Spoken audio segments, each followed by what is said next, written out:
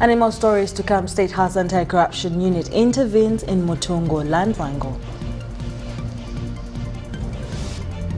Girl children in slums given vocational skills.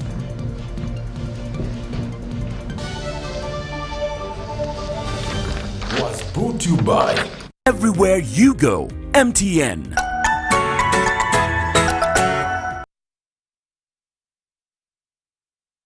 Good evening once again. In our top stories of the day, Uganda's President Sharon Museveni is in Tanzania to attend an oil and gas meeting and later hold bilateral talks with his Tanzanian counterpart, Samia Suluhu Hassan. President Museveni is expected to give a keynote speech during the private sector organized symposium that is set to discuss opportunities presented by the 1,445-kilometer East African crude oil pipeline project. President Museveni is in Tanzania for a 3-day working visit to Tanzania that began this Saturday, where together with President Suluhu they held joint talks on the progress of $3.5 billion ACOP project to be jointly constructed between the two countries, and which is expected to connect Uganda's oil fields to Tanzania's port of Tanga. The two countries in April this year signed the host government agreement, shareholder agreement and tariff agreements, 3 key agreements to kick off the construction of the East African crude oil pipeline with France's Total and China's Sinopec. But the project will still faces finance blues after some European lenders walked away from requests to finance it. The ACOP project is expected to create over 5,000 jobs directly and over 20,000 indirectly.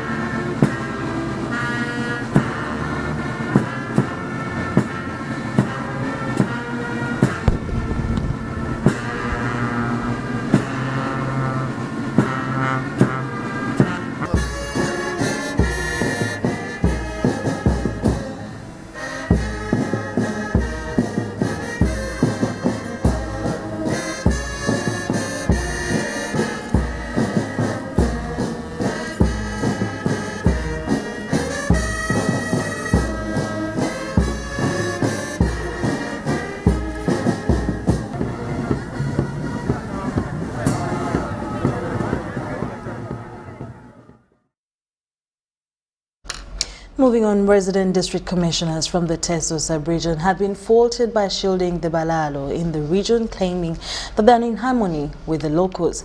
State Minister for Gender, Labour and Social Development, Kano Kelo Ngola, warns of dire consequences if such sabotage continues on such a national matter. This was during a meeting with Teso leaders at Soroti District Headquarters, officiated by the Prime Minister, Robin Anabanja. First, it was a claim of area members of parliament not being invited. The Honorable Lord Dakabela never got the information. Except one. It is only me, Ekudo Tomgilas, who got the information. To discuss the illegal settlement of the BALAALO in Teso sub-region. Then came questions of who exactly are these people? And they don't have our IDs. Where are they coming from? They don't speak Runyakoli. And which language do they speak? They speak Kinyarwanda. These were some of the reports that resident district commissioners from Teso sub-region shared with the Prime Minister and other ministers about the BALAALO. They apparently claimed that the BALAALO were living harmoniously with residents. The mobile BALAALOs are the ones that are rough. Calling in sub-county where the Right Honorable Deputy Speaker comes from, there's only one. But the chairperson, LC3s, are managing them. So they are not a security threat. It took the interjection of the LC5 chairperson for Soroti District for the picture to change. These people will never go to any village without land. Now, who directs them that this is the only village with a lot of land?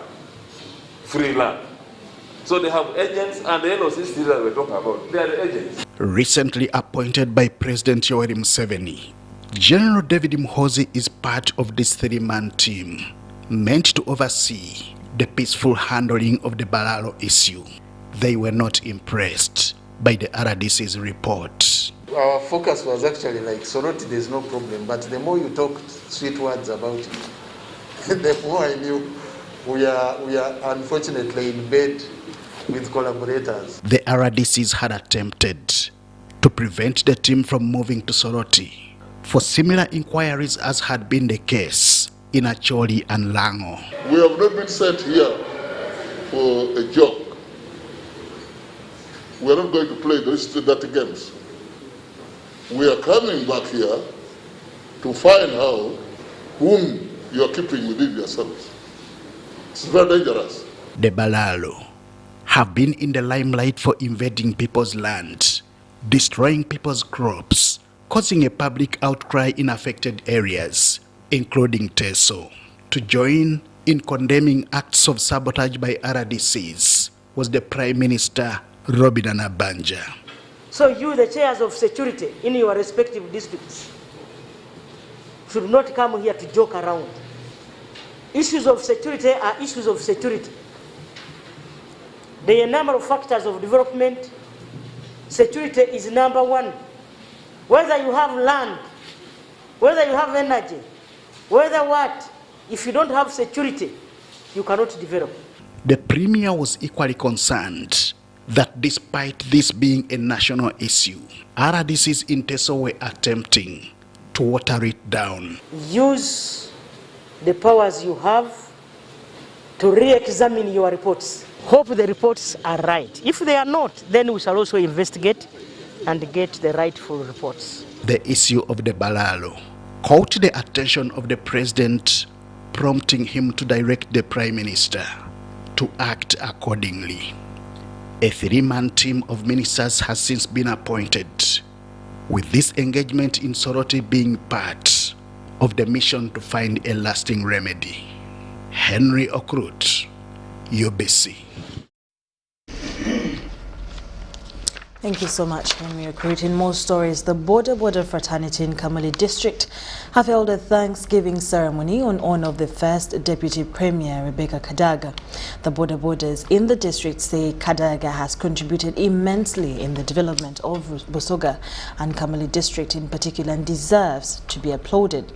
They pledged to vote for Kadaga come 2026 general elections if she stands or contests as woman representative for Kamula district. The first Deputy Prime Minister and former Speaker of Parliament, Rebecca Litwala Kadaga, has been treated to a hero's welcome by BODA-BODA riders at Youth Center in Kamuli district.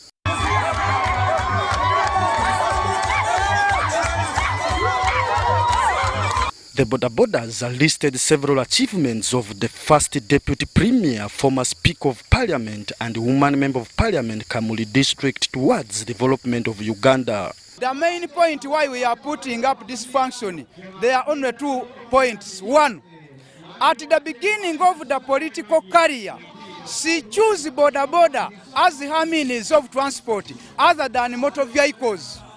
Then secondly, none except BODA-BODA community in Kamuli and in the whole country is ready and willing to show their appreciation to Right Honorable Rebecca Litwala Kadaga. Many show-hearted while others show direct hostility despite of her contribution towards the development of Kamuli and Uganda at large. Kadaga has served in different capacities from 1980s to date. As a Member of Parliament, Minister, Deputy Speaker of Parliament, to Speaker of Parliament, and now the first Deputy Prime Minister. To BODA-BODAs, Kadaga deserves to be celebrated. She has done so many things as in the leadership, like he blocked land in Kamuli district, he promoted a girl child into the front way. Also, she also educated girl child in Uganda. Mama, he has been lobbying schools, hospitals, the new bridge Kayunga to Kamuli, the ferry.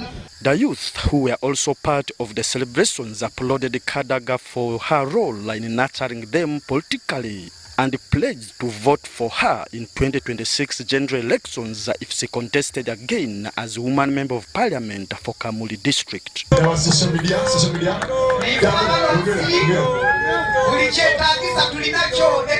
na kuchaka mama titwira kuikiriza bazungu kutwala bakufunemu nga ito tuli wano tetusobola okukuumira ku mama kalulu ebiryami namukaga mama. In what appears to be politically motivated, the members of parliament who labeled themselves the team KADAGA spit fire against people, the term fighting the first deputy premier, telling them to leave her alone.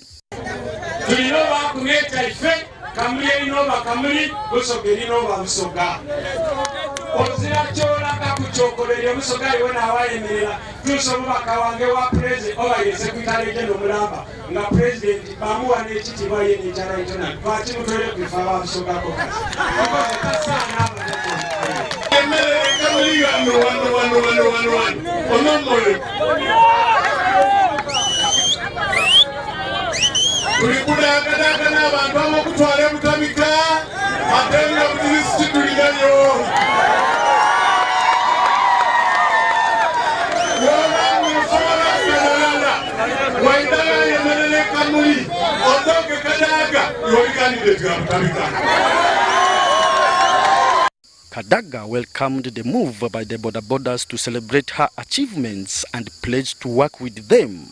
She gave them 5 motorbikes to start with.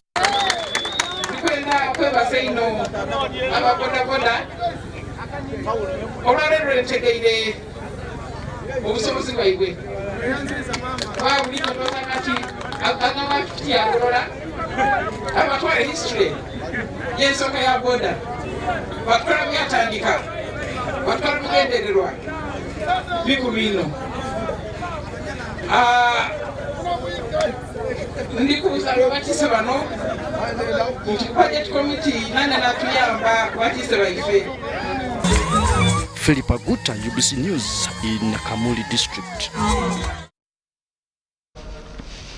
Thank you so much, Philip Aguta. AMUDAT District Local Government is sensitizing parents and children about school openings set for January next year. Teachers have already reported back to school to plan for school opening and are conducting homeschooling. According to AMUDAT District Chief Administration Officer Masakoi Waswa, this is to help improve on the performance of the learners in final exams and their attitude towards education. Details follow. AMUDAT is among the districts in the country whose performance has not been the best, mainly in national examinations. The learners' school attendance is still low, a scenario attributed to parents' mindset towards education, early marriages and famine, among others. Some head teachers attribute the poor performance to limited numbers of qualified teachers at the schools. Been one of those, and then it took. You find that there's a lot of absenteeism of learners, especially at this time. If schools were open now, you would find that these children are affected. They have to, like the boys, go grazing animals, and the animals now have moved away from Karita, maybe to Chepsukonya, that is in Sebelan. In order to address that challenge, AMUDAT District Local Government recently recruited over 100 teachers and were all invited to the schools to plan for school opening. 197 newly recruited teachers in AMUDAT compared to only 98 we had before. All the teachers back. The head teacher here is around, plus the teachers, and in all our schools. We have had trainings for them, the de-organized trainings, and we are sure that now they are prepared. The district is spearheading sensitization of parents and children and conducting homeschooling to help learners catch up with studies as schools open in January 2021. Go home to home, helping these children on how to learn. Psychosocial counseling and guidance whenever we go to the villages there, because we find, especially our girls, they are facing a lot of challenges. So when we go for family visits, we have to talk to them. We tell them about getting used to the system now. However, the head teacher of Kalita Primary School, Asio Grace, decries lack of beds for the boarding learners, which exposes them to risky insects and snake bites. By name, but there is no sign of it being a dormitory. Why? One, we don't have light here. We use the small D-lights. These are solar lamps. Then two, we don't have beds. Our girls just sleep down and that can put them in a risk of snakes. Kalita School Management says the lack of a school fence has made the school to be utilized as a market space for livestock, especially on the market day. To make matters worse, it is also near the center, a very big booming center, and it's the only school in the town council of Karita. But now you find that the school is open, and in the night, girls in most cases and boys, when there is a disco there, they escape. Animals also, they come and bring the animal here during market day. They come and sell here, bargain from here around, interrupting the whole session.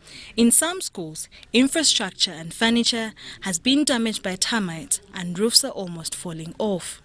Teachers are appealing to parents to send their children to school once schools reopen. Parents not to give out these girls, let them keep their girls, let them be closer to their girls, because it's all about being close to your girl.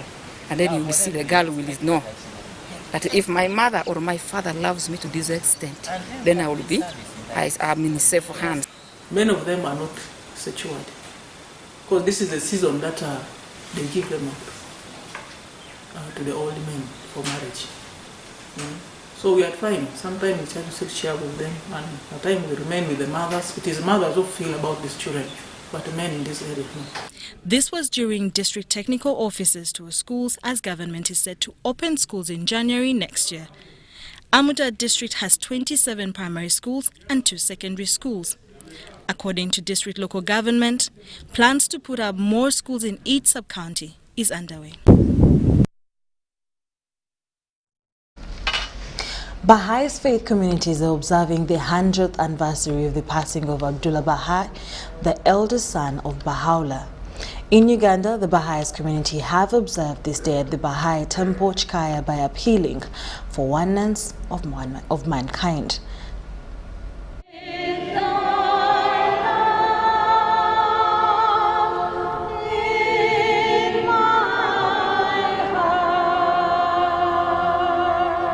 The Baha'i community in Uganda and worldwide are commemorating 100 years since the death of ABDU'L-BAHA, the eldest son of Baha'u'llah, the founder of Baha'i faith.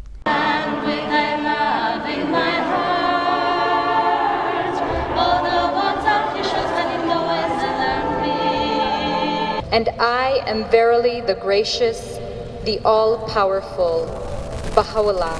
And by day and night, sigh and wail and weep and cry out, Ya Baha'u'llah-Baha. ABDU'L-BAHA is a title meaning servant of Baha'u'llah who played a leading role in the evolution of Baha'i faith. It's a century since ABDU'L-BAHA, whom the Baha'is consider to be a very unique figure in the history of humanity, passed away. So you can imagine what is unfolding in the Baha'i world. So who is ABDU'L-BAHA? ABDU'L-BAHA is a center of the covenant to the Baha'i world. And when a manifestation of God comes into the world, they make a covenant with his followers.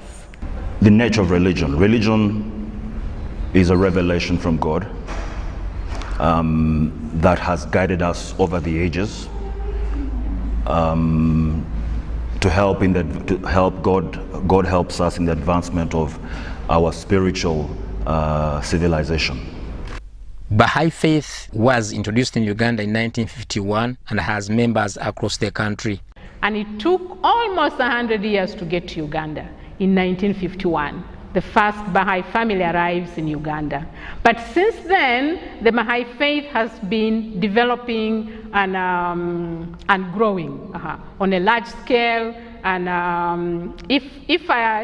if we relate it to the community building processes that we engaged in, currently we are in over 64 districts in the country. We are looking at how societies are built at the very local level, at the national level, and at the international level.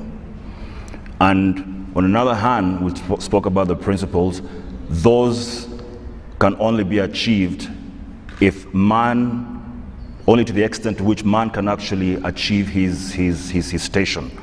The followers are undertaking service projects and initiatives in his name to honor his being a champion of social justice, an advocate of racial harmony, and ambassador of peace. Of Baha'u'llah, who is the founder prophet of the Baha'i faith, every Baha'i turned to ABDU'L-BAHA who is the center of Baha'u'llah's covenant.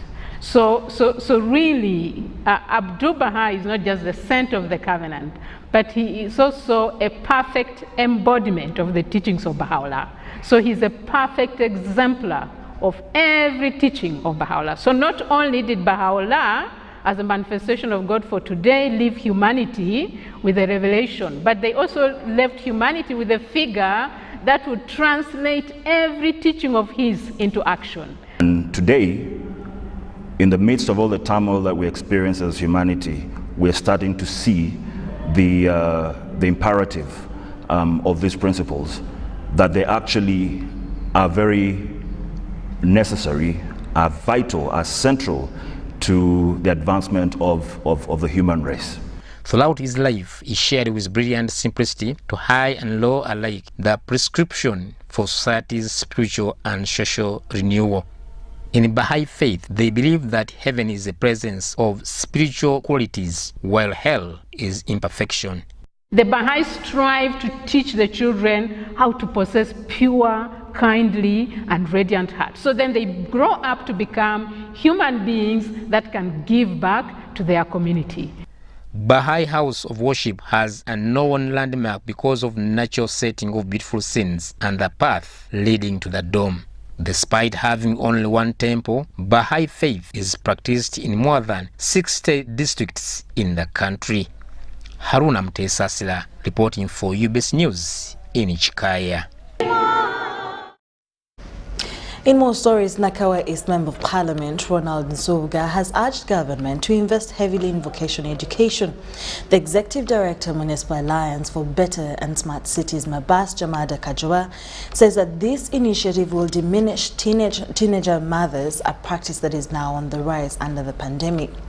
This was at Kasani Islam in Banda, Nakawa during the award of certificates to a girl child by Mabas organization.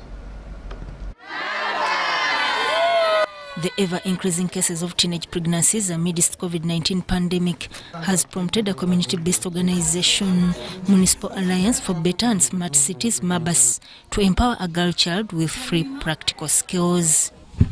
Kaseni slum is found in Banda, Nakawa division, and is among the slums of Kampala that has many teenage mothers affected by the pandemic. We have some of them who are just 15, 16, and they are already carrying babies, their mothers. We've trained them assertiveness and personal power. We believe that such skills, when they come out, they can help them to become better parents. The Member of Parliament Nakawa East, Ronald Nsobuga, applauded MABAS organization for skilling a vulnerable child, saying that vocational education is the best option for economic growth and a solution to teenage mothers. If we are to revamp our economy, then we must skill our children, particularly during this COVID time, that schools have been closed and many young girls have gotten pregnant. The Executive Director, Mabas Jamada Kajoba, advised the benefiting graduates to implement the acquired imparted skills in real life for livelihood transformation. My advice to them is to please not get diverted with the men that are not going to do anything to them. They should start up a business that we have trained in. And we are going to equip them, these girls again with startup kits. The beneficiaries received certificates after completing 6-month training in child protection, financial literacy, hairdressing, fashion and design, among others. The skills I have acquired is going to help me so much so that I can teach my friends also how to use the tailoring machine. The skills I've acquired in hairdressing, they are going to help me to start up a salon. Story by Robert Boita for UBC News. Thank you, White, and congratulations to all the graduates. Moving on from that, the State House Anti-Corruption Unit, together with police, have arrested 2 businessmen for allegedly being behind Mutungo Hill Kasawe land wranglers that have lasted for over 14 years. It is alleged that Odoi, Joseph and Mayeko Stephen have been hiring goons to torture and demolish residents' houses at the contested piece of land. Details follow. A piece of land located in Mutungo Hill Kasawe in Nakawa West has for the last 14 years been a source of conflict. The State Minister for Internal Affairs, together with the head of the State House Anti-Corruption Unit, have intervened in the Randrango. The report of the disputed land was presented at a meeting held at the Anti-Corruption Unit by the Ginger Road DPC, Denso Chama. The land in question was also found to be a government land, which people had stubbornly encroached on. We had one suggestion that there should be another independent inquiry into this issue of Kasawe and the surrounding areas. In attendance were officials from the Ministry of Lands, NEMA, UNRA, KCCA, Police, and the Deputy RCC Nakawa.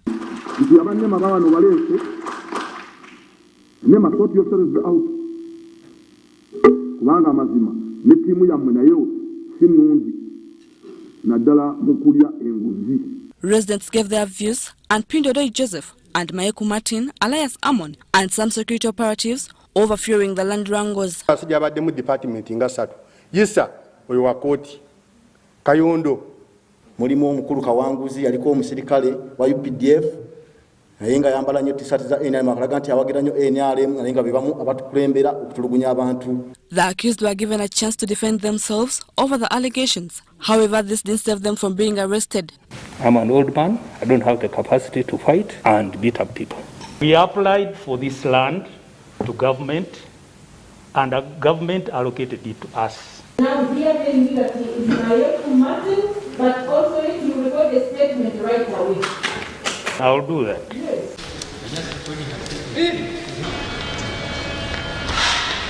Every complainant was talking about them, and there are issues of impersonation about them also, that at some stage they claimed that they were officials from NEMA.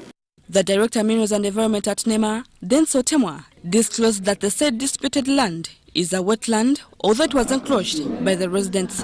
I have to assure the people who are here, even you and UNRWA and the group of Mr. Odoi and the group who are claimants that are illegal settlers in wetlands. And UNRWA should not compensate any because that is a wetland. Ronan Jangabi from UNRWA disclosed that although part of this land is set for constructing the Kampala Express Highway, UNRWA has failed to trace the right owner of the land due to the ongoing wrangles. Out of the many acres of land that the community has told you about, UNRWA is only taking 0.5239 acres. Mr. Mayeku Martin and Odoi had already presented to us the fact that they had a lease title for this land. Nduwangula Isa also presented to us a NEMA permit, so we would want to know from NEMA. It's against this backdrop that the head of the State House Anti-Corruption Unit, Colonel Edith Nakalema, set the 14th of December for the Ministry of Lands and other agencies to provide a conclusive report on the disputed land. Among the many issues concerning the Kasawe residents or the raised by the Kasawe residents, there is an issue of boundary, whether the Kasawe, that contested area of Kasawe belongs to Butabika or Mutungo. And again, we will not leave any issue untouched. We are going to investigate every complaint, every issue that has been raised about Kasawe. Mutungo Hill Kasawe land has over 300 squatters, and following the intervention of SACHU and State Minister for Internal Affairs, General David Mohozi, 8 people have so far been arrested and 3 are already facing charges in courts of law. Nanton Rebecca, Namamonde Deborah, UBC News. You're still watching UBC News. In more stories, the Ministry of Water and Environment, through the Appropriate Technology Center in partnership with Makerere University, have showcased appropriate technologies to revolutionize service delivery for post-COVID-19 economy recovery. The exhibition brought together scientists, innovators and inventors from all walks of life to address issues of climate change and clean economy.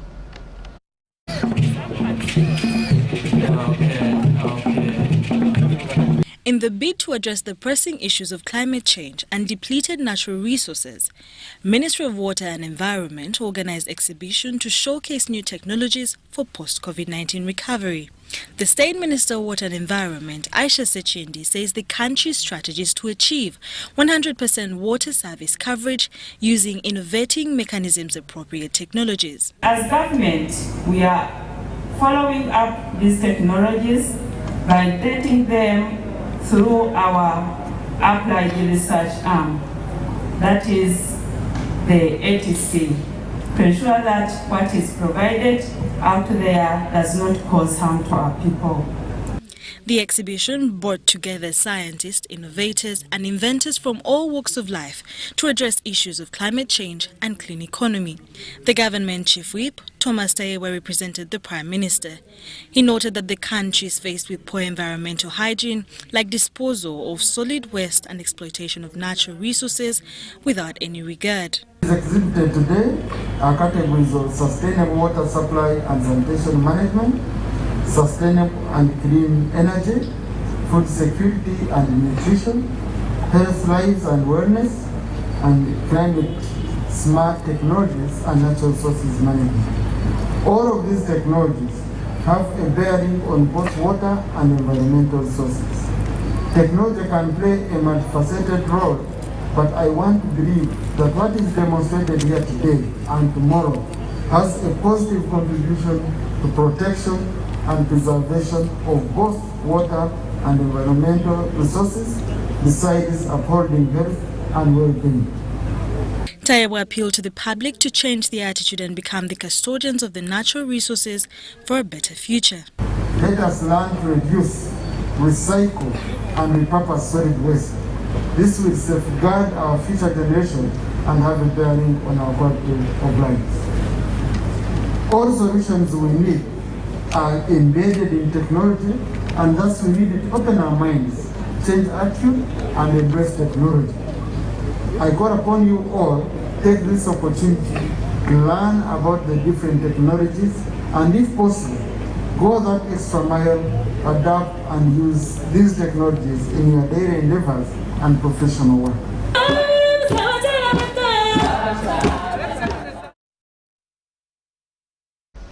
On 1st December this year, Ugandans will commemorate the International Women's Day, mainly to remember those that contributed to the management of the virus. As part of the activities marking the event, the Network of Young People Living with HIV and AIDS has organized the 8th edition of the Mr. and Miss Y+ Beauty Pageant aimed at ending stigma among the people living with HIV and AIDS. We have details on this story. As Uganda gets ready to commemorate World AIDS Day marked every 1st of December, the Uganda Network of Young People Living with HIV and AIDS has organized 8th edition of the Mr. and Mrs. Y+ Beauty Pageant aimed at ending stigma among the people living with HIV and AIDS. The strategy focuses on maximizing equitable and equal access to comprehensive people-centered HIV services, breaking down the barriers that are predisposing. Ask her who is positive and stuff, so it was fun talking about it because I was young and I didn't have an idea about what I was talking about. During the event of crowning the Mr. and Mrs. Y+ Beauty Pageant 2021-2022, Ugandans have been urged to end stigma among people living with HIV and AIDS. Both the success and the failures have taught us that we cannot prepare for defeat unless we tear down inequalities that fuel the spread of HIV, promote people-centered approaches, rights-based, and work together with communities to reach everyone in need. While giving her address at the event, the country director UNAIDS says the fight against HIV and AIDS is still ongoing and intends to end in 2030 with very few people or 0 cases of HIV and AIDS. And the fact that I did not know that I'm HIV positive, but I was adhering very well, I wouldn't miss a day. I never had anything like losing hope or stopping to adhere. I kept on adhering, I never lost hope. We have to reach out to the communities with such innovations that will not only help us to bring those that are stigmatized and discriminated on board, but also help us bridge the gap that we've always looked out for. The country director urged people to join in the fight against HIV and AIDS and the COVID-19 pandemic, all together in order to defeat them by 2030, adding that if we're to defeat HIV and AIDS, there's need to come together and stop stigma among people living with HIV and AIDS.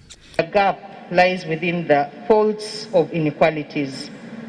These are the kinds of innovations that the Y+ Beauty Pageant is coming up with.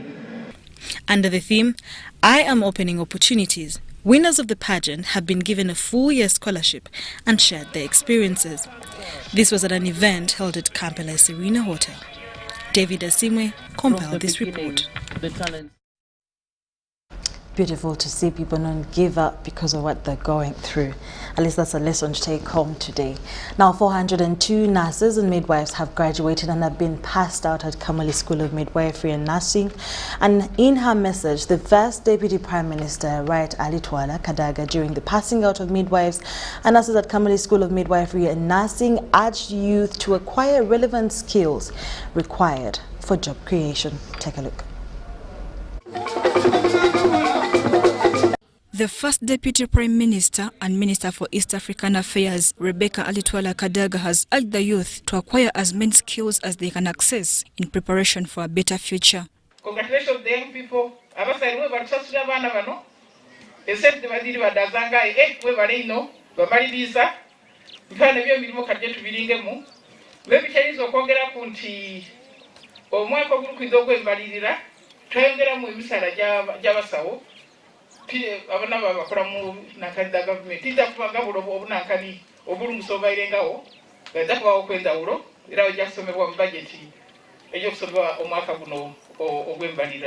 This was during the graduation of 402 nurses and midwives at the Kamali School of Midwifery and Nursing in Kamali District. Of nurses from 2017 to 2021, the certificate in nursing of St. Joseph's School of Midwifery and Nursing. Congratulations. The occasion began with prayers led by Reverend Father John Baptist Kadu, who had advised the graduates to consider their medical vocation as a calling from God. Graduates to embrace this profession, seeing the presence of God in every patient. Any profession and academic discipline, when deeply studied and pondered, enables one in that particular discipline to perceive God's creativity, imagination, power, and goodness. The principal Kamali School of Midwifery and Nursing, Sister Regina Atimo, asked graduates to apply the skills gained at school to give quality care to their clients. Atimo highlighted some of the challenges the institution is facing that include, among others, the need to reconstruct the sisters' residence. You have acquired knowledge and skills and attitudes.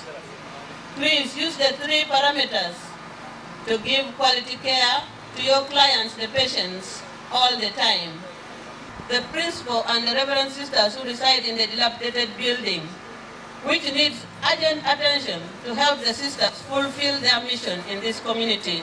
I am Mary Namgose for UBC News. Now, Uganda Nurses and Midwives Union have called for a scrap-off of registration and enrollment exams of nurses by Nurses and Midwives Council.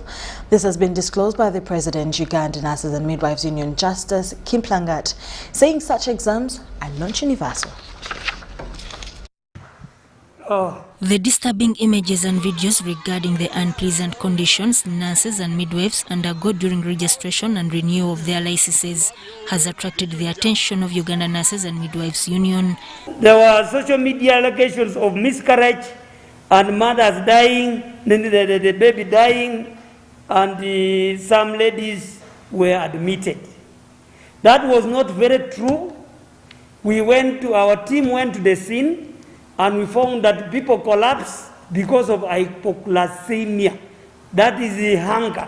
The President, Uganda Nurses and Midwives Union, Justice Kimplangat, says overcrowding at the registration venues is contrary to the COVID-19 guidelines. A university has given you grades and passed you that you have passed, and then tomorrow somebody doubts that and say, please, you did not pass, you first sit for an interview.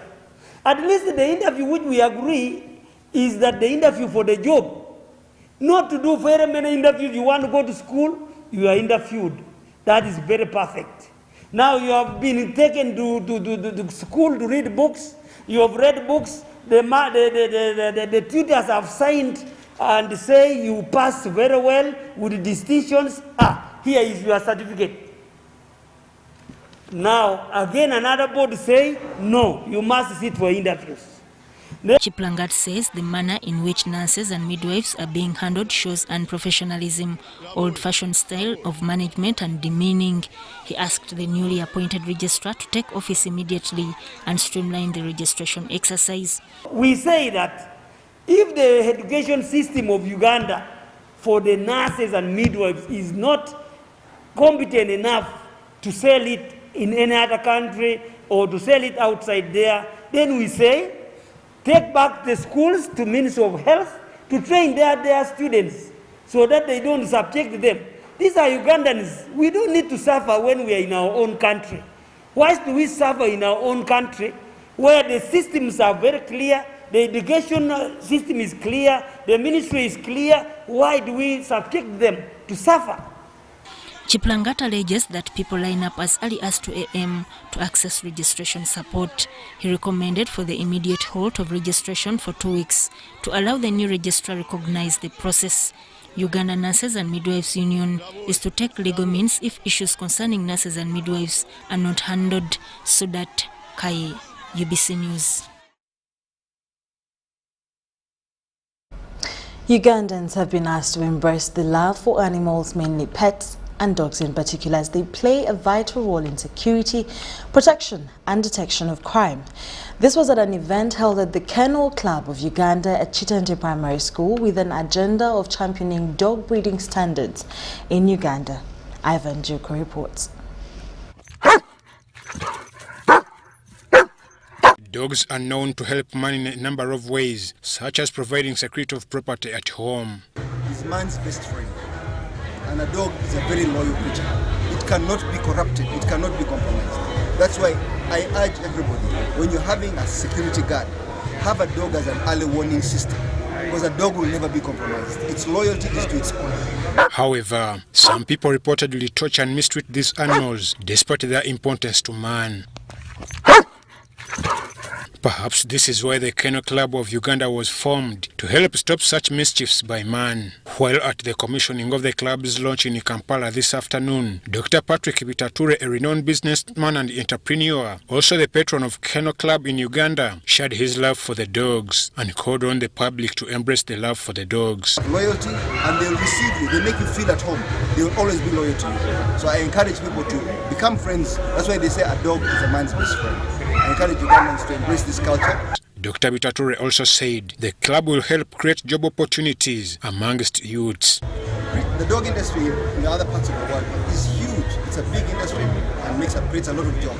We need to create jobs for young who can either manufacture the feeds for dogs, train the dogs. With the bomb threats and terrors that hit Kampala recently, Dr. Martin Mugume, the Commissioner of Police, hinted on the relevance of dogs in relation to security and vigilance over a period of century. Dogs have been a very, very reliable partner and tool in detecting crime, in preventing crime, and in investigating crime. First of all, in our own homes, we know that dogs have deterred crime in our own homes as security dogs. The chairman of the Kennel Club of Uganda, also a trainer and an expert in dogs, Julius Byamukama, says the club is to help bridge the gaps related to keeping, feeding and taking good care of the dogs. Create a network of people that can elevate the standard of dogs. Dogs are man's best friend. With the Uganda Kennel Club are going to follow a strict standard of regulations. We're not going to register breeders who are not ethical. We're not going to register breeders who don't care about the standard and health of dogs. So to register with us and be a member, you must be ready to follow the regulations of the Kennel Club of Uganda. One of the regulations include continuous health of the dog, continuous checks around their care within the different kennels or the different homes. Dog lovers, among whom were young boys and dog breeders, turned up for the launch and expressed their love for the dogs. This is my dog. Breeding is not so challenging as long as you have the passion. Dog lover, always you have to maintain it, and like you do it as a passion. So these dogs are not very, very hard to maintain the way people know it. I'm Ivan Juko, reporting for UBC News. Well, thank you so much, Ivan Juko, for that report. We've gotten to learn that dogs are man's best friend, and we have to learn to take care of them. We'll take a short commercial break and we'll be back with business news. Guletede MTN Kabode esimu ya smart gyosobola okwefunira olwo n'ogisasula mpola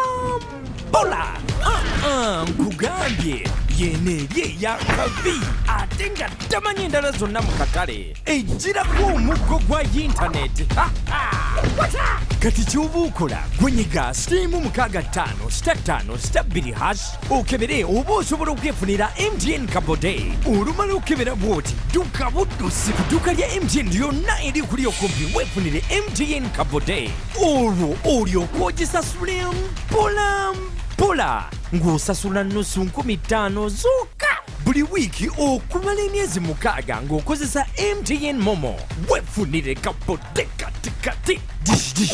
Everywhere you go, MTN. It's the festive season and we love it.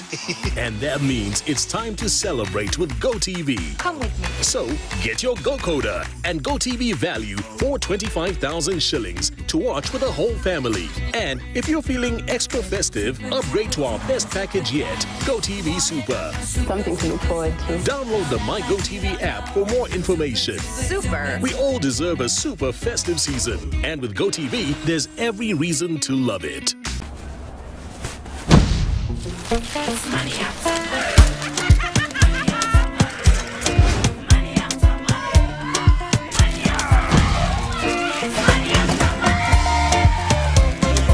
Transact and win money after money with Airtel Money. 1.5 billion shillings in cash prizes up for grabs.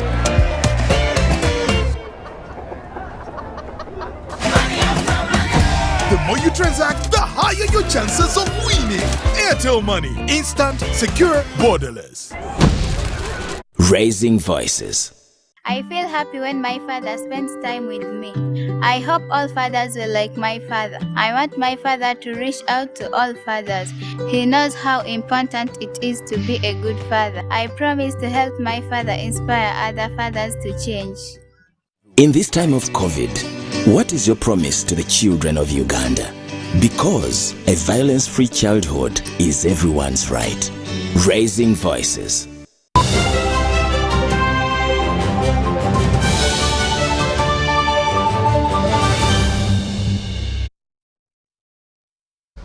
You're still watching UBC News Tonight. In our business stories, Uganda joins the rest of Africa to commemorate the African Industrialization Day with a call on government to implement a sustainable industrial policy inclusive all stakeholders to institutionalize quality industrial employment agenda.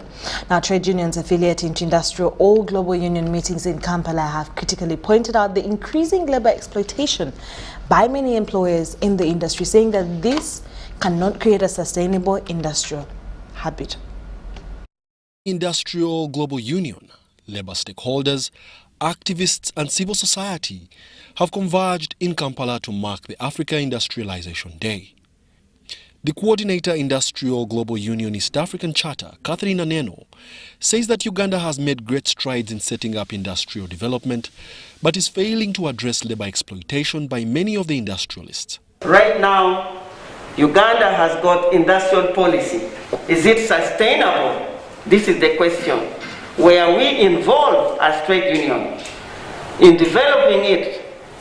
Because I looked at industrial policy of Uganda, it looks like trade union was not involved.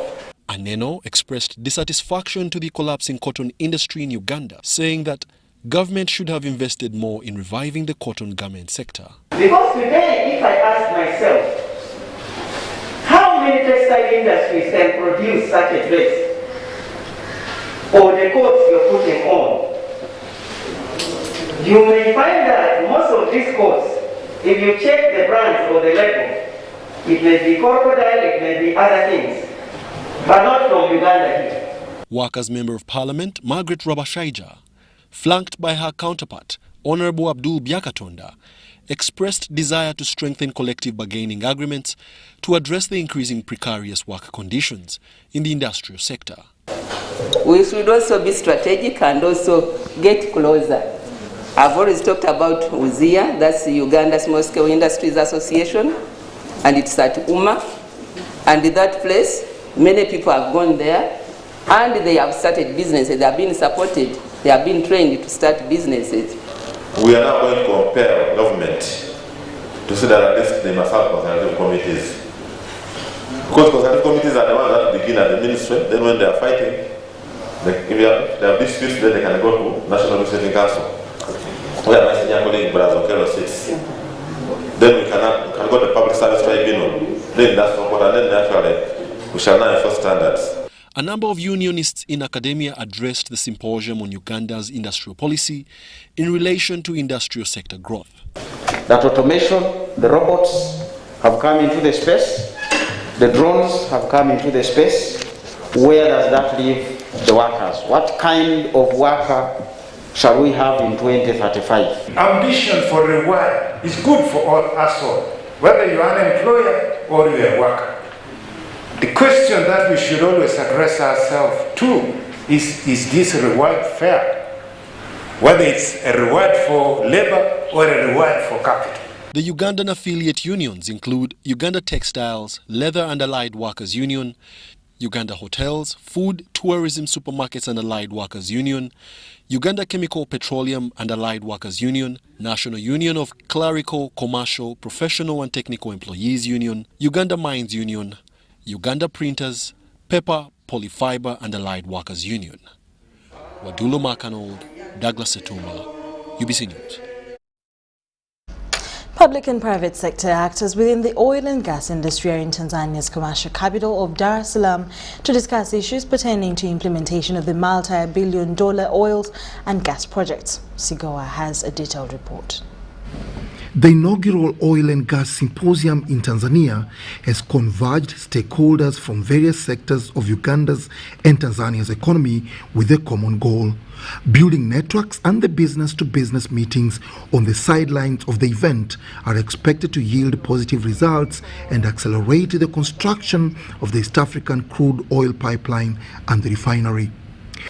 So I think as Africans we need to also get into that mode of thinking that, we can work a little bit while we learn and understand technology, but at some point we can do things ourselves. We have people, we have the capacity, we have the skills, we have the brains, we have and moreover we have the patriotism and the willingness to do it. And we need to find African solutions to Africans' problems. With all this said, the main challenge highlighted is the steady withdrawal of traditional financiers for such projects due to the linkage of fossil fuels to pollution and environmental degradation. And there is a need for a new kind of thinking. We must walk away from financing as we know it. So debt financing alone will not cut it for oil and gas. What we need is non-traditional sources of funding, whether they are in the form of ECAs. ECAs are export credit agencies, or development finance, or hedge funds, or pension funds, or any other source of capital, or even a combination of them all. The reality is that there are still funds available globally for our types of projects, particularly if a project has a slam dunk, as the Americans call it, payback, where it looks good. So it's high interest rate. High returns of investment expected from the project. Good management, good legal, regulatory, stable regime, as the PS was telling us earlier.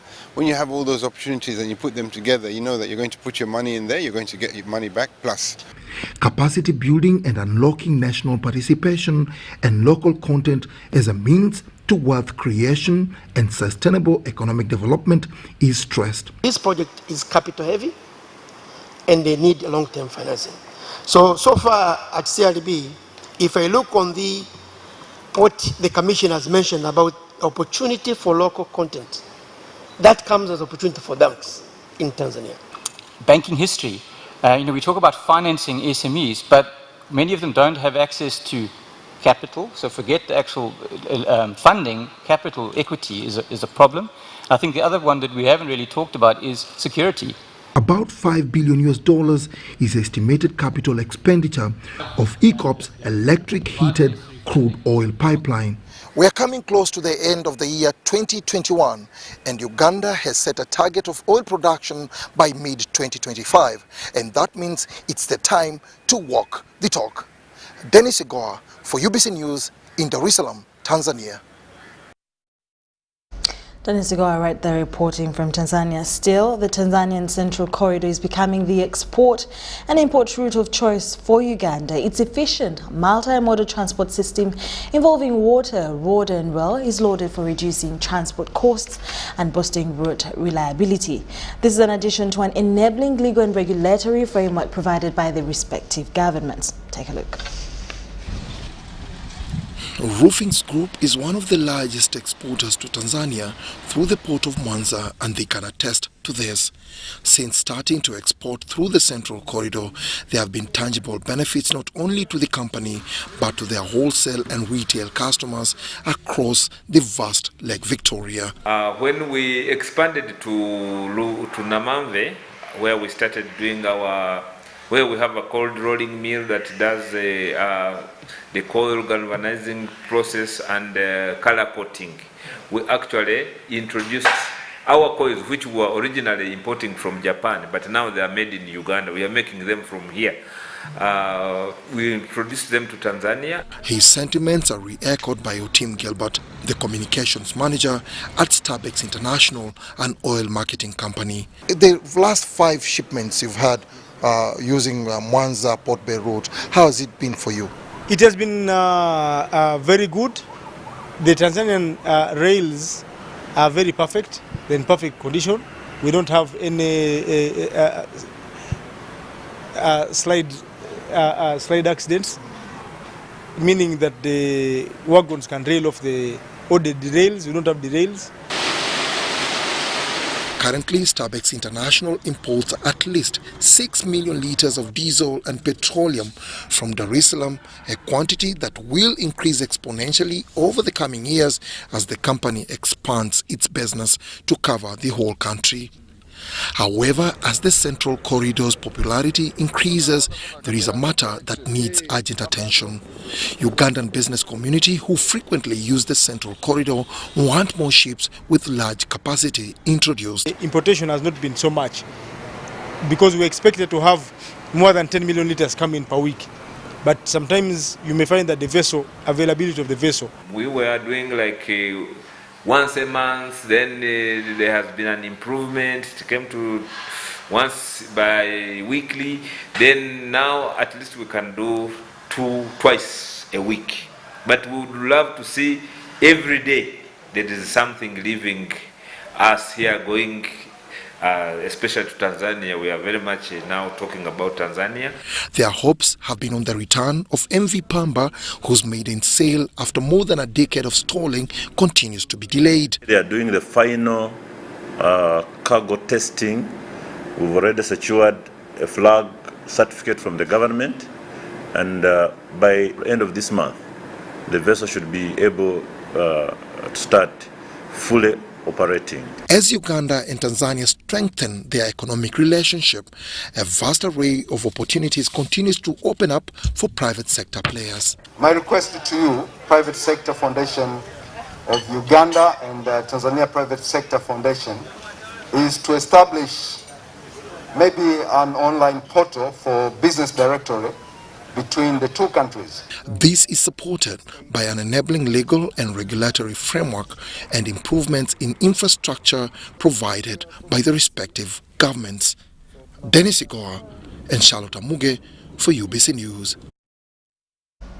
Still in business stories, the chairman Startup Uganda, Richard Zulu, has emphasized the need to introduce simple digital platforms to attract medium and micro enterprises. He was speaking at the end of the week-long innovators exhibition in Kampala that attracted about 100 innovators with alternative solutions to the dynamic economic and social environment.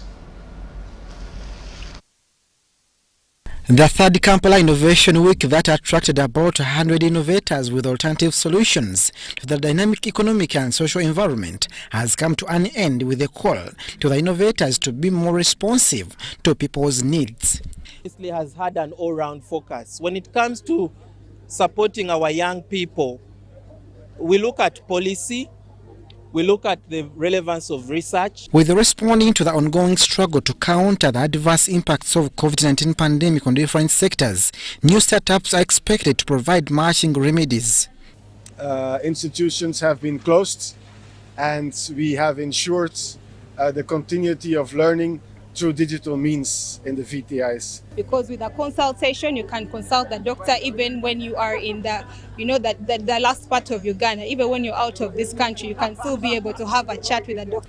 However, many digital technologies in the offing seems to be targeting literate class of people, which fills a big demography of the Ugandan population.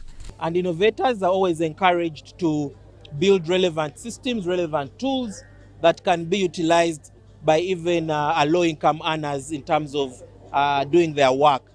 Access to finance, market devices, and poor infrastructure still pose a bottleneck to the development of new innovations. Attention into lowering the tariff barriers around taxes, but also non-tariff barriers around the relevance of having access to digital platforms, largely around what content is on those platforms. We cannot see an upsurge or uptake of these digital technologies. This was the third Kampala Innovation Week. Best startups were awarded with opportunities in the world of technology. ABDU'L-BAHA, UBC News.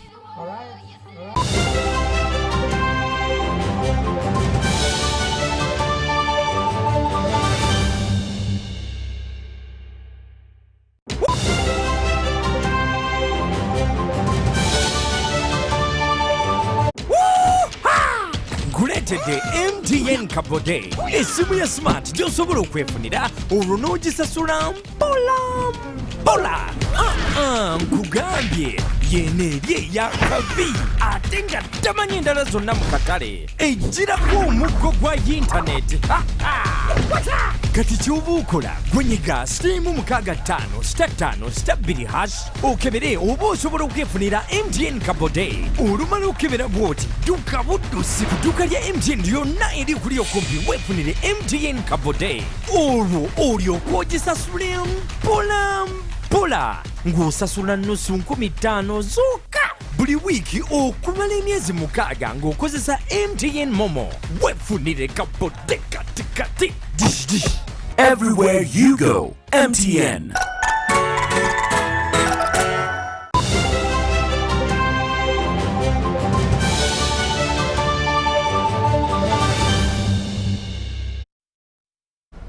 In our sports stories, Uganda has dispatched to India 10 ladies and 8 men to play in the Kabaddi League, and the league is to be played in Haryana, India, starting 1st December and will last 2 weeks.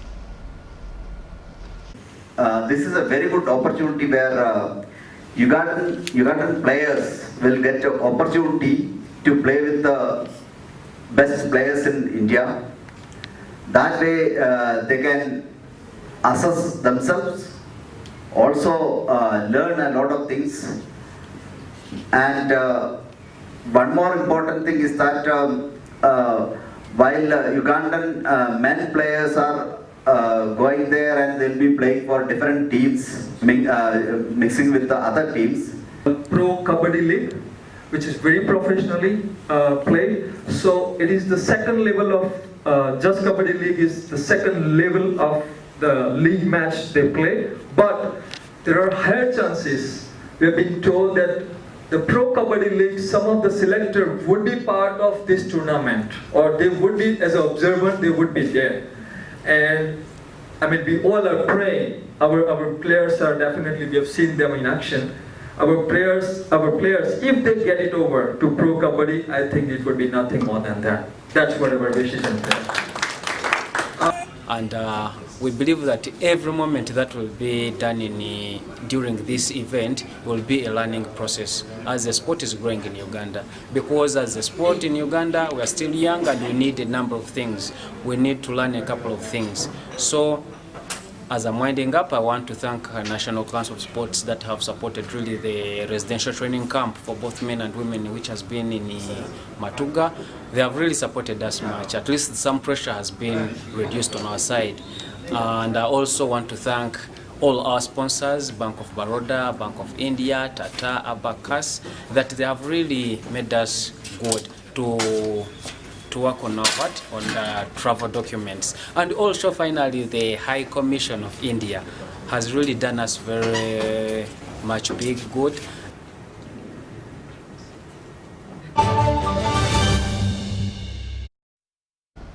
Thank you so much for keeping on UBC TV Inspiring Uganda. Thank you for watching UBC News tonight as well from 10 p.m. to 11. 7 minutes past 11 actually. Have a lovely night. My name is Sharon Kyomugisha and I was with Mugalu Mohammed on Sign Language. Good night. Bye-bye.